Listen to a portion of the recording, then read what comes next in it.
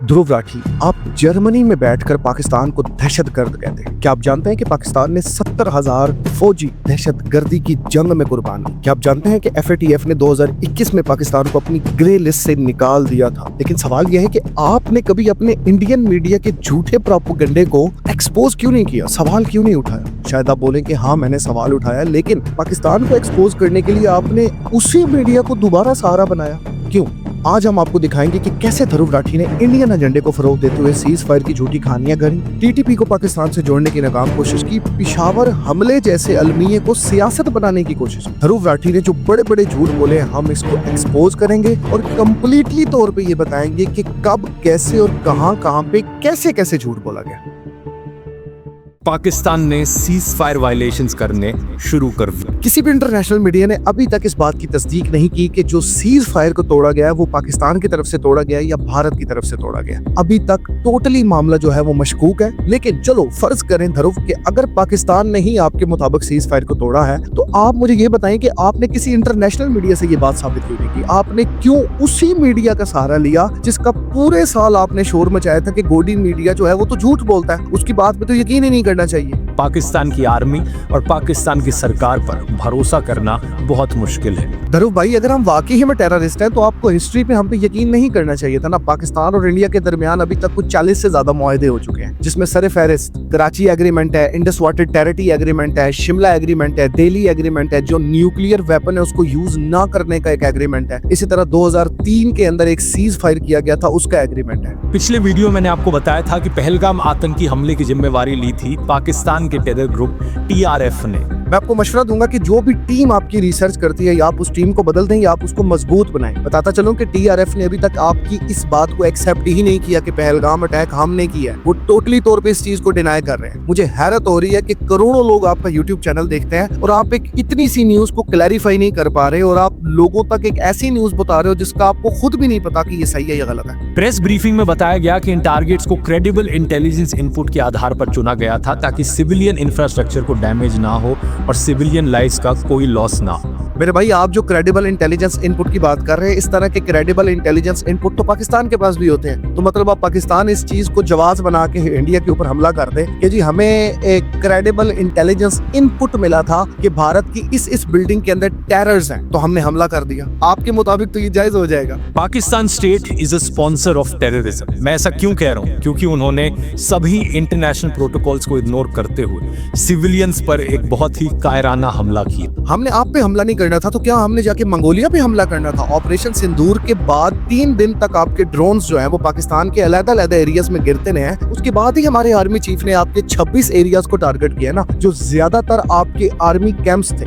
ना कि पाकिस्तान में मस्जिदों को टारगेट करके आपकी तरह, और अपने ही न्यूज चैनल्स पे ये बताना कि ये जितनी भी मस्जिदें थी ये सारी टेररिस्ट एरियाज थे और इसके अंदर दहशतगर्द जो थे वो पलते थे। किसी एक इंटरनेशनल मीडिया से आप ये साबित नहीं कर पाए अपने वीडियो में कि जिन एरियाज को आपने अटैक किया है वो हकीकतन दहशतगर्दों के एरियाज थे। द इंडिपेंडेंट में छपी इस फोटो को देखिए। 12 साल के ये मासूम ट्विंस जैन और जोया, पूंछ में जब बमबारी हुई तो एक बम इनके घर पर आकर गिरा और अब ये दोनों दुनिया में नहीं रहे। आपने इस चीज को तो हाईलाइट कर दिया कि जैन और जोया नाम का बच्चा पाकिस्तान के हमले से इंडिया में मारे गए। आपने ये क्यों नहीं क्लेम किया कि इंडिया ने जो पाकिस्तान के ऊपर हमले किए थे और ड्रोन स्ट्राइक्स की थी उसकी वजह से इर्तजा नाम का एक 7 साल का बच्चा मारा गया और औरतें और बच्चियां मारी गई पाकिस्तान के अंदर, जिनकी तादाद 50 से ज्यादा है। ये तो मुनाफकत हुई कि आप एक तरफ की चीज दिखा दें और दूसरी तरफ की चीज को आप बिल्कुल भी हाईलाइट ही ना करें, दिखाए नहीं। मतलब आपको इतना गोदी से डर लग रहा था, गोदी मीडिया से और नरेंद्र मोदी से, कि कहीं वो मेरा चैनल ना ब्लॉक कर दे, जिस तरह उसने पाकिस्तान के अंदर 50 से 100 चैनल्स ब्लॉक किए हैं। तो आपने अपना चैनल बचाने के लिए पूरे पाकिस्तान को टेररिस्ट क्लेम कर दिया और आपको इतनी सी भी शर्म नहीं आई कि यार मेरी करोड़ों लोगों की ऑडियंस के साथ मैं झूठ बोल रहा हूं और मैं एक तरफ की बात कर रहा हूं। जो मिलिट्री पूरे होशो हवास में इस तरीके से बेगुनाह सिविलियंस पर अटैक करे, मासूम बच्चों की जान ले, क्या उसे आतंकी नहीं कहा जाना चाहिए? तो मुझे सिर्फ इस चीज का जवाब दे दें कि जब आपने पाकिस्तान के अंदर ऑपरेशन सिंदूर किया था तो उस वक्त आपने भी तो बच्चों को मारा था, तो इसका मतलब है कि आप भी फिर एक टेररिस्ट हुए, आपकी कंट्री भी टेररिस्ट हुई। लेकिन मैं कभी भी ये कहूंगा नहीं क्योंकि मुझे पता है कि जब भी दो मुल्कों के दरमियान जंग होती है तो उसमें सबसे ज्यादा सिविलियंस ही मारे जाते हैं। मैं आपको चैलेंज करके कह रहा हूँ कि आप मुझे कोई एक दुनिया के अंदर जंग दिखा दो, कोई एक जंग कि जिसके अंदर दो मुल्क आपस में लड़े हों लेकिन उसमें कोई सिविलियन ना मरा हो। इस चैनल पर करीब 6 से 7% व्यूअर्स पाकिस्तान से आते हैं और मुझे लगता है उन तक ये सच पहुंचाया जाना बहुत जरूरी है। ध्रुव, आपको सच बोलना चाहिए कि आपने ये वीडियो पाकिस्तान के उन 7% लोगों के लिए नहीं बनाई, बल्कि जो इंडिया के 77% लोग आपको देखते हैं, आपने ये वीडियो उनके लिए बनाई है। आपने ये वीडियो गोदी मीडिया को खुश करने के लिए बनाई है। आपने ये वीडियो अर्नाब गोस्वामी जैसे बंदे को खुश करने के लिए बनाई है। आपने ये वीडियो जनरल पक्षी जैसे बंदे को खुश करने के लिए बनाई है। आपने ये वीडियो नरेंद्र मोदी को खुश करने के लिए बनाई है, क्योंकि आपको डर था कि अगर इन्होंने मेरा चैनल उड़ा दिया तो मैं तो फिर खत्म हो गया, मेरी तो सारी क्रेडिबिलिटी ही खत्म हो गई। तो आपने इसलिए वीडियो बनाई है। सच बोले आप। पेशावर स्कूल मैसेकर याद है? 2014 का वो दिल दहला देने वाला आतंकी हमला जहां कम से कम 132 मासूम बच्चों की जान गई थी।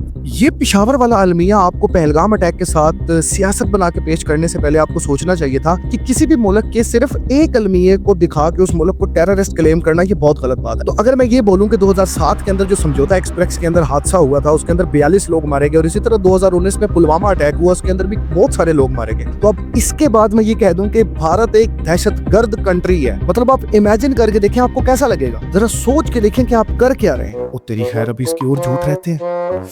चल कुछ झूठ पी जाता हूँ, ज्यादा बेइज्जती हो जाएगी इसकी।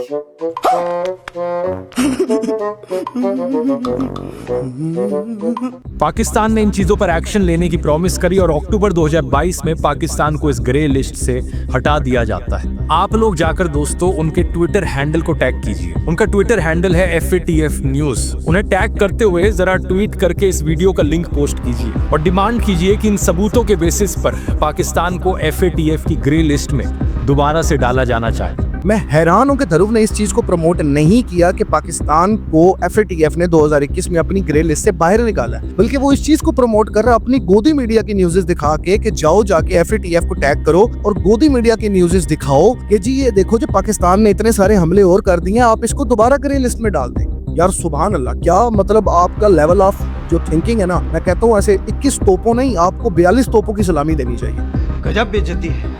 मतलब ये हुआ कि मिलियंस ऑफ डॉलर का जो बजट रिसर्च है FATF का वो भाड़ में गया, और जो ध्रुव राठी की 10, 12, 15, 20 लोगों की टीम है जिनको वीडियो तक नहीं सही तरीके से बनानी आती, जिनको गलत तरीके से सोर्सेज अटैच करने आते हैं, अब वो FATF को बताएंगे कि पाकिस्तान को लिस्ट में डालना या नहीं डालना। मतलब मुझे सिर्फ इस बात का जवाब दे दो कि अगर FATF ने आपसे इतना ही सवाल कर दिया कि बेटा तुमने तो पिछला पूरा साल गोदी मीडिया को एक्सपोज किया, तुम तो उसको मानते ही नहीं हो और तुम पाकिस्तान को टेररिस्ट क्लेम करने के लिए वही सारे सोर्सेज दिखा रहे हो, तो ध्रुव भाई क्या जवाब दोगे?